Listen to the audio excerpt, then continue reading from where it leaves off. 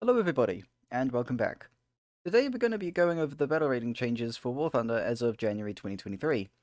This is now the third time I've had to re-record this video. The first time I forgot to turn my microphone on, and the second time, well, they changed them. So, yeah, that was frustrating. Anyway, without any further ado, let's get into it. So, the Strela 10M2 is going from 9.3 to 9.0. That's an interesting change to say the least. The Strela 10M2, for all of you who don't know, is essentially an Ocelot, but for Russia, just a little bit bigger, and has 20G missiles instead of 10G missiles, and they're all aspect. So, yeah, at 9.0, I'm a little scared.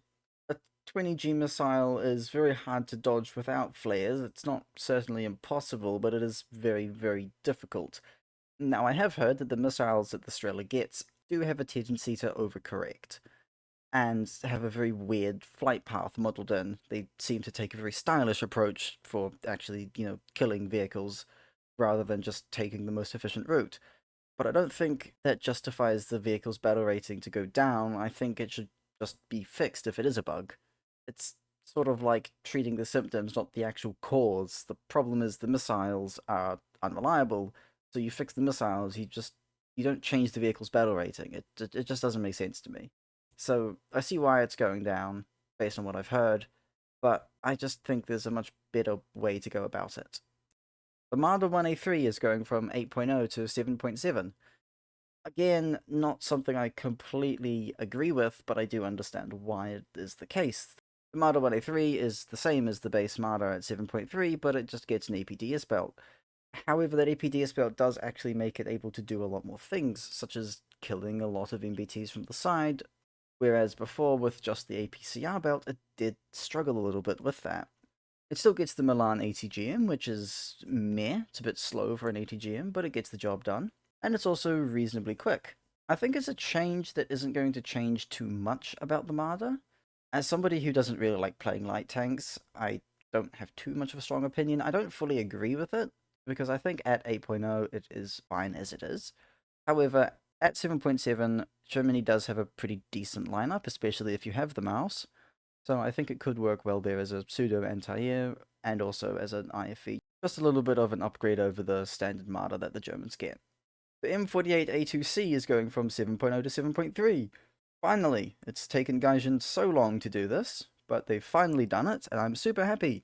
For those of you who don't know, the M48A2C is the German M48. It is an objectively better M48 compared to the American one, and has been at 7.0 for quite a while now, so it is good to see it finally going up to 7.3. It's a very strong vehicle if you know what you're doing, jack of all trades, master of none, classic American design. The AS4247 is going from 1.7 to 2.0. I don't really think this change is going to do much, honestly. It's an Italian gun car. It's essentially the Squeezy Boy, but bigger with APHE, and now at 2.0. So, not going to change a huge amount, I don't think. It is a low tier vehicle, and the thing I find with most low tier vehicles is that it doesn't matter too much at what BR you put them in.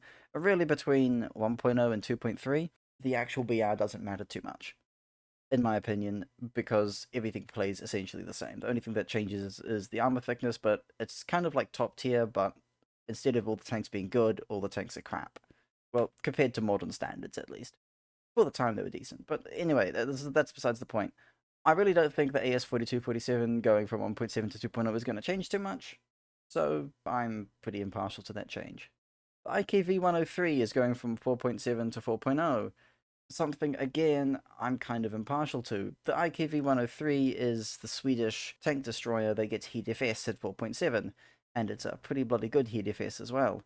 The downside is that the chassis absolutely sucks. It has very little armor and is a reasonably large target and has an abysmally long reload.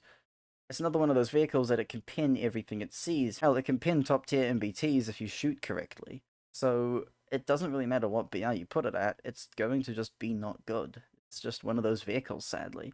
And to clarify, that's perfectly okay. It's fine to have bad vehicles in a tech tree, it just means you don't play them, or just play them for fun. In fact, I personally like playing bad vehicles because I know my expectations going into a game are incredibly low and that I'm just not going to do very well.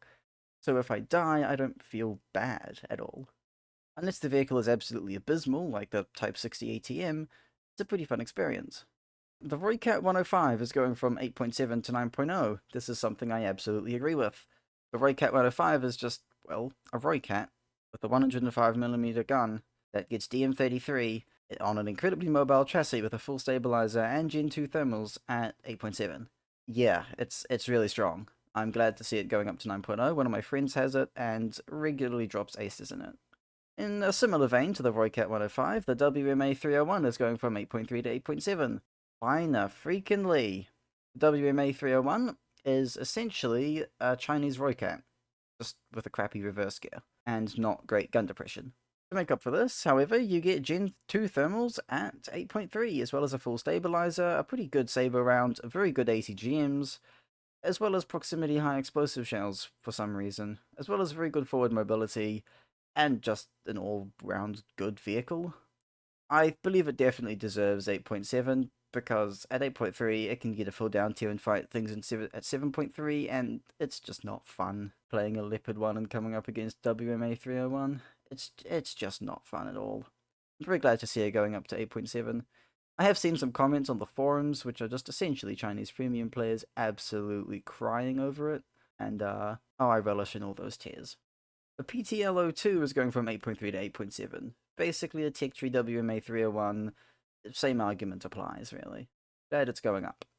The Centauro 120 is going from 10.7 to 11.0, as are the Ariete PSO and the Ariete. If you're wondering why I'm grouping them all together, it's because they're all the top tier Italian tanks that are moving up in BR. And I'm doing this for a good reason.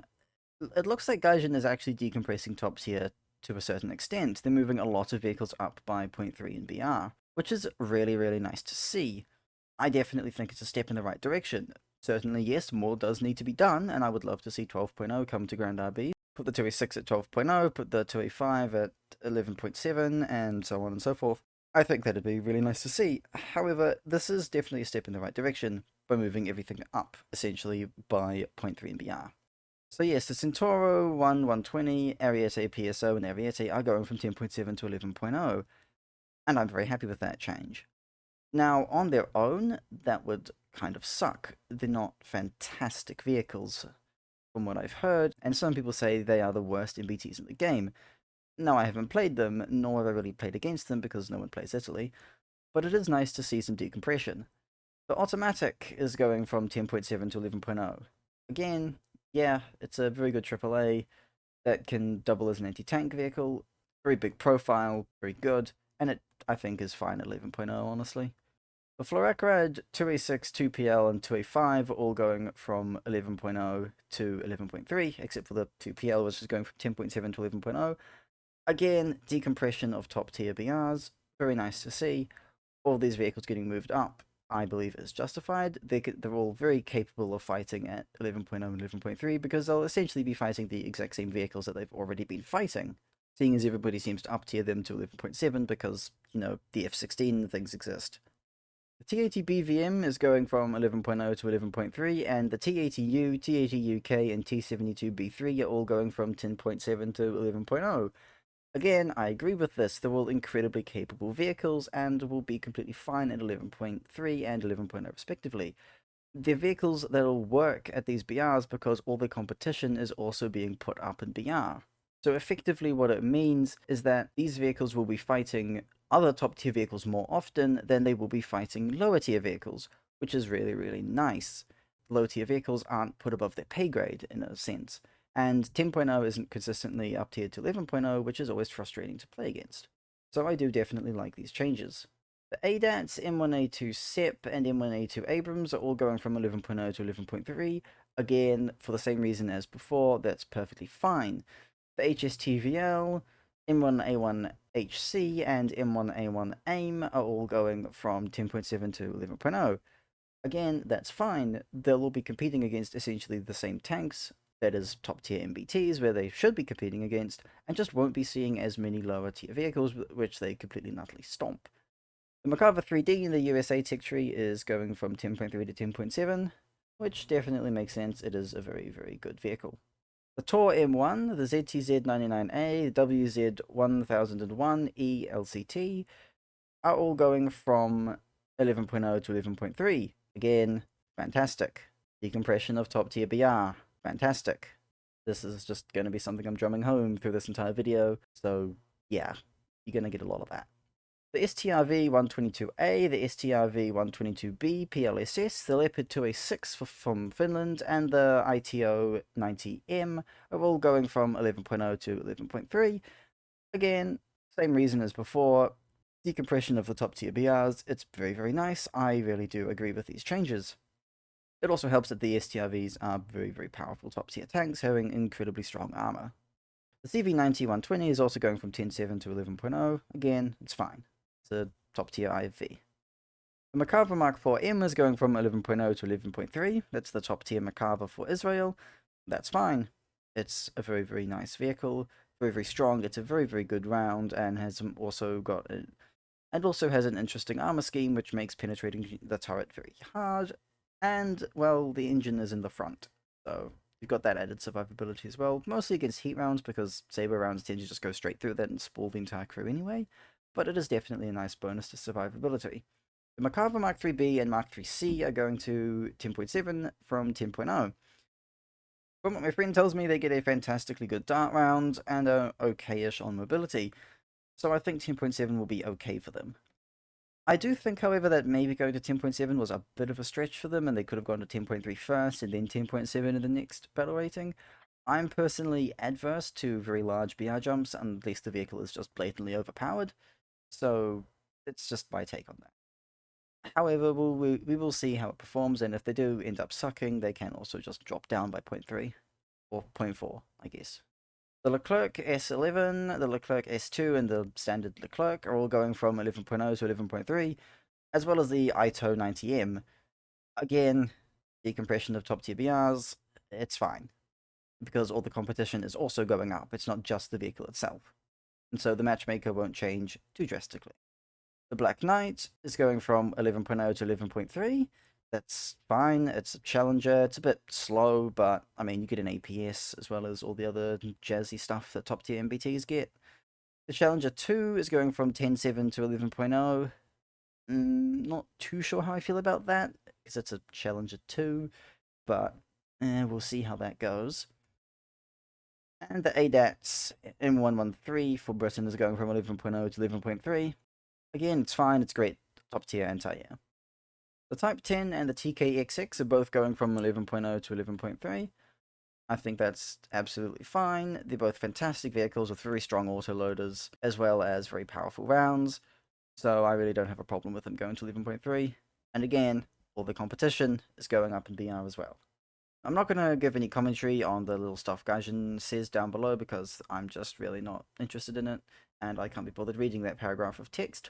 So instead I'm going to talk about the non-battle rating related changes, mainly the reload buff for the M10s and the Marder 3, as well as the M56. I think the reload buff for all of them is okay. I think the M56's reload buff is certainly fine. It's a okay-ish vehicle, but if you're spotted, you're instantly dead. M10's not great, just because the turret rotation is so piss poor at 3.7. It is just so annoying, as well as overpressure being very trolly. You can hit the front plate of an M10 with a 50mm high explosive shell, and just one-shot the vehicle for no good reason. So I think the reload buff is pretty okay, because an M10 at 3.3 would just be not okay, in my opinion.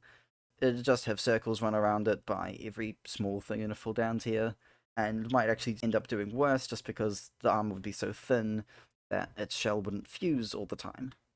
The Marder 3 getting a reload buff is something I'm not entirely okay with. It makes sense historically. It essentially has a wide open back, so there's plenty of room to move around, but it's already 6 seconds long, and it's going to be reduced to 5 seconds. 5 seconds firing the German medium 75 at 2.3 is gonna be interesting. Certainly that reload is still going to be longer than most of its contemporaries, but even so, the gun is just so powerful and has such large one-shotting potential at that VR that I really don't think it's justified. I would like to be proven wrong though. The T69 2G has had its rate of fire reduced from 8 to 7 RPM. This is the only one that I'm actually going to get into Gaijin's justification for, and essentially they said that it was either nerf its reload or put it up at BR. I'd say just put it up in BR. It's a MBT with a full stabilizer and a good dart round, as well as a bunch of other stuff. So I think it would do absolutely fine at 8.7. So I don't see why they just nerf its reload. Like, just give it its historically accurate stats. I don't care. And then adjust the battle rating around that. Khalid, or Khalid, however you pronounce that thing, has got the L23 round added, which is the APFSDS round. I think that's definitely justified. Currently, its top round in terms of Sabo was just a 320mm pinning Sabo round, not even APFSDS, just simple APDS at 9.0, which has very similar penetration to the Leopard 1's Sabo at 7.3. So I think the addition of that round is absolutely fantastic for it and will serve it well. For Sweden, the number of units required to unlock rank 4 has been increased from 5 to 6. For Israel, the number of units required to unlock rank 5 has been increased from 5 to 6, and for Japan, the number of units required to unlock rank 7 has been increased from 4 to 5. Hooray! Because Japan didn't need any more nerfs. I don't really agree with those. I think keeping it at 5 and 4 respectively was fine. I don't see the point of it personally. Just another subtle way the Gaijin is making people grind more. Because that's a lot of RP, especially for unlocking rank 7 for Japan. Well guys, that's about it. Thank you so much for watching. Please do leave your thoughts on these things in the comments. It'd be very, very nice to hear from you all. I do like engaging in discussions, especially when it comes to the topic of balancing, because it's just very fun to talk about. It's also a very pressing issue, so discussion around it is always a good thing. While you're down in that section of the screen, please don't forget to hit the like button and press subscribe as well. It certainly helps out the channel a ton. I'm hoping to reach at least 1,000 subscribers this year, so subscribing would absolutely make my day. It also helps boost the video and the almighty YouTube algorithm. Additionally, join my Discord if you want to hang out with some really cool people and just play a couple of games or something. There's a link for that in the description. Once again, guys, thank you so much for watching. And as always, stay salty, my lemons.